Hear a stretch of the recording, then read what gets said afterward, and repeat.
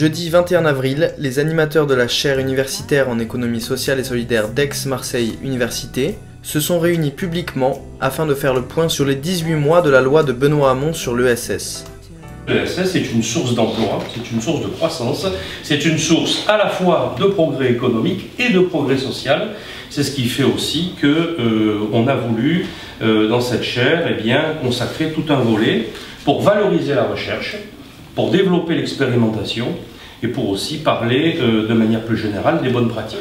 Beaucoup de structures, d'organisations, voire d'entreprises privées font finalement plus d'économie sociale et solidaire que ce qu'elles ne croient. Et le sens, la direction méthodologique de la loi Hamon est là justement pour développer l'appropriation, mais aussi la reconnaissance finalement de cadres ESS.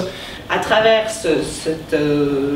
ce positionnement de l'ESS comme coproducteur de la politique publique et pas uniquement comme producteur de services, ça nous rappelle aussi que l'ESS a aussi une fonction politique et pas uniquement une fonction de production de services, même si la loi met beaucoup ce point-là en avant.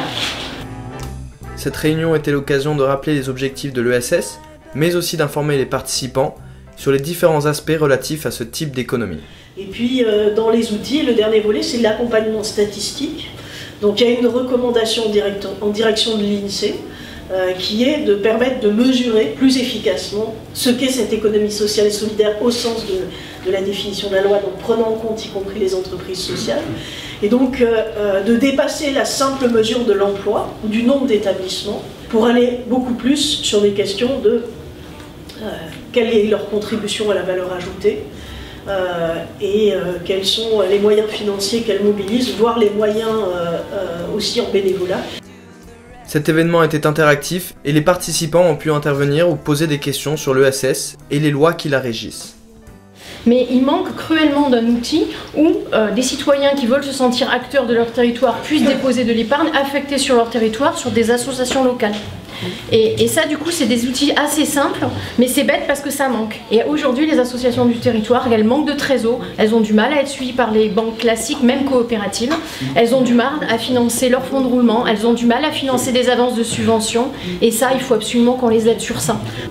On se pose ces questions-là, est-ce que peut-être que la loi va amener aussi d'autres outils, peut-être aussi par rapport pour un peu ajuster les choses, et puis peut-être faire aussi qu'on puisse trouver d'autres financements. Dans les choses qui ont été renforcées, c'est aussi le DLA, dispositif local d'accompagnement, dont un certain nombre d'entre vous ont peut-être été les bénéficiaires pour accompagner leurs structures dans leur stratégie de croissance ou simplement dans la résolution de leurs problèmes. Et le DLA est aujourd'hui élargi à l'ensemble de l'économie sociale et solidaire.